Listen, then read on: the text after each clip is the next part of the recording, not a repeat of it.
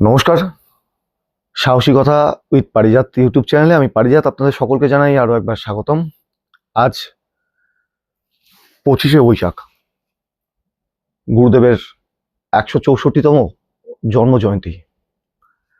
বর্তমানের সমাজ সাম্প্রদায়িকতা যে অবস্থা, ভারাক্রান্ত এই পরিস্থিতি, এই যে বিভাজন নীতি, তাতে রবীন্দ্রনাথ সত্যিই বড্ড প্রাসঙ্গিক।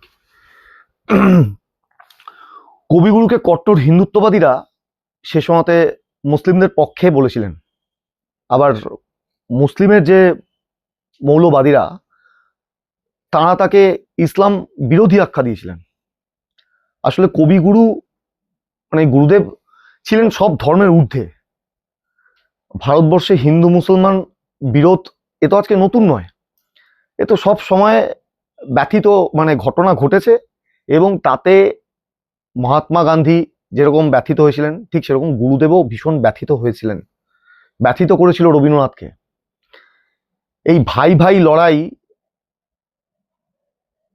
এর একটা স্থায়ী সমাধান চেয়েছিলেন তিনি। তার ভাষায়, মাটি পরিষ্কার না করলে আগাছা তো জন্মাবেই। ফল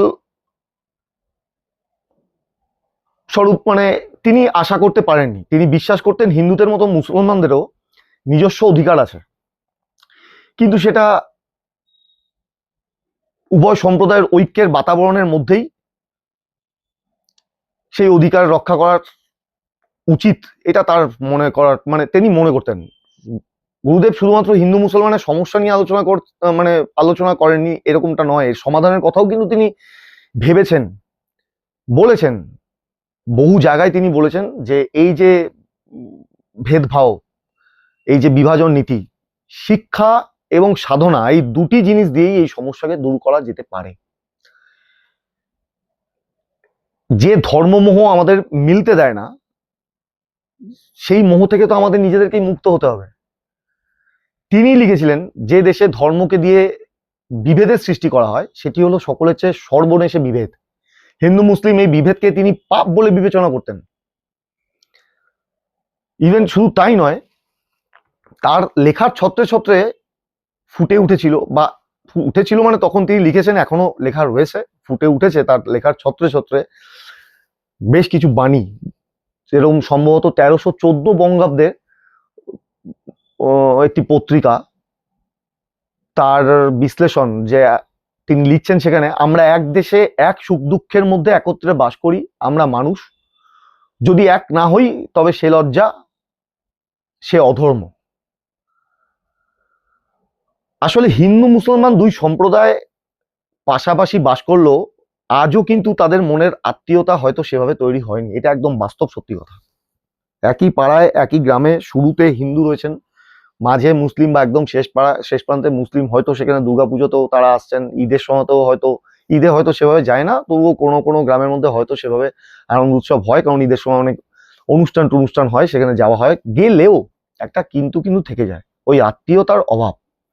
অতীতে তো মুসলিমদের প্রায় দ্বিতীয় শ্রেণীর নাগরিক হিসেবেও বিবেচনা করা হতো, সেসব নিজের চোখে গুরুদেব দেখে গিয়েছিলেন। এবং তিনি স্মৃতিচারণ করতে গিয়ে এই হিন্দু মুসলমান প্রবন্ধে নিজের জমিদারির দিনের কথাও উল্লেখ করেছেন। তিনি সেখানে লিখেছেন হিন্দু মুসলমানের জন্য কেমন বিভেদের আয়োজন করা হতো। অল্প বয়সে যখন প্রথম জমিদারি সেরেস্তা দেখতে গিয়েছিলুম, তখন দেখলুম আমাদের ব্রাহ্মণ ম্যানেজার যে তক্তাপোষের গদিতে বসে দরবার করেন, সেখানে একাধারে জাজিম তোলা, সেটা মুসলমান প্রজাদের বসবার জন্য, আর জাজিমের ওপর বসে হিন্দু প্রজারা। এইটা দেখে আমার ধিক্কার জন্মেছিল। এটা তখন থেকেই ছিল কিন্তু এই ভেদভাব প্রথাটা।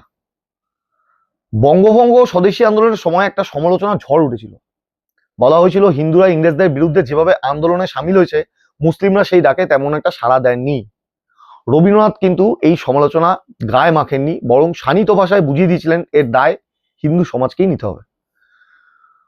লোকহিতে গুরুদেব লিখেছিলেন, বঙ্গবিচ্ছেদ ব্যাপারটা আমাদের অন্ন বস্ত্রে হাত দেয় নাই।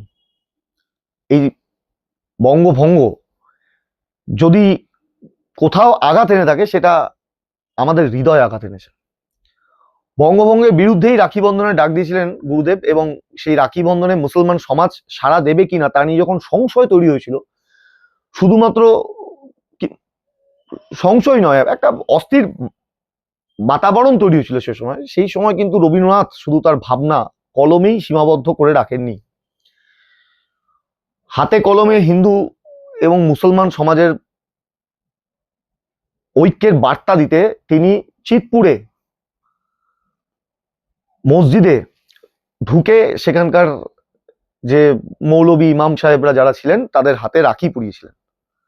শুধু লেখনই নয়, পাবনায় কংগ্রেসের প্রাদেশিক সম্মেলনের সভাপতি ভাষণে তিনি হিন্দু মুসলিম বিবাদের কথা তুলে ধরে রাজনীতিকদের সতর্কও করেছিলেন যে এই বিভাজন নীতি ফলে তার এফেক্টটা যে কি পড়তে পারে সেটা তিনি তখনই বুঝেছিলেন, যেটা আজ আমরা সচক্ষে দেখতে পাচ্ছি।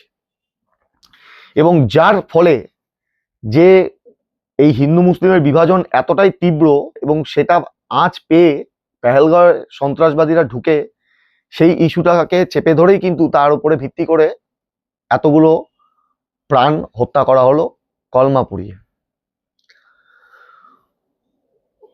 তিনি গুরুদেব সব থেকে অদ্ভুত ব্যাপার, গুরুদেব কিন্তু এই পাবনায় মানে তৎকালীন বাংলাদেশ, মানে এখনকার যেটা বাংলাদেশ, তখন তো অবিভক্ত বাংলা, তো মাফ করবেন তৎকালীন নয়, তৎকালীন অবিভক্ত বাংলা, এখন বাংলাদেশ, তো ওই এখনকার বাংলাদেশের তৎকালীন অবিভক্ত বাংলার পাবনায় কংগ্রেসের প্রাদেশিক সম্মেলনের সভাপতি ভাষণে গুরুদেব তখনই বলেছিলেন যে কত শত বৎসর হয়ে গেল আমরা হিন্দু ও মুসলমান একই দেশমাতার দুই জানু, মানে এই যে দুই জানুর উপর বসিয়া স্নেহ ভোগ করিতেছি,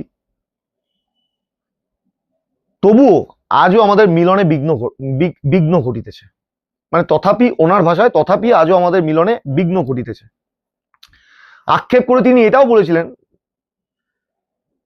যে আমরা কথায় কথায় যারা শাস্ত্রের দোহাই দিই, অথচ শাস্ত্রে হিন্দু মুসলমান সম্বন্ধে পরস্পরকে এমন ঘৃণা করবার কোনো বিধান কিন্তু উল্লেখ নেই।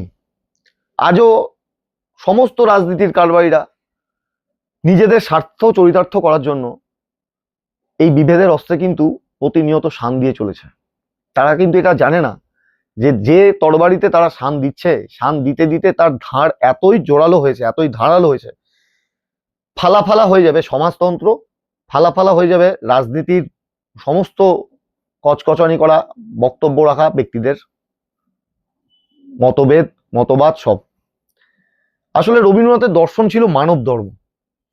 এটা শুধু রবীন্দ্রনাথ নয়, অরবিন্দ, রবীন্দ্রনাথ, গান্ধীজি, স্বামীজি প্রত্যেকেরই ছিল মানব ধর্ম, সিআর দাস। রবীন্দ্রনাথ বরাবরই উদার মনোভাবাপন্ন মানুষ। তিনি বিশ্বাস করতেন মনুষ্যত্বে, যে জন্য মানে সে কারণেই তিনি গোড়া উপন্যাসে লিখতে পেরেছিলেন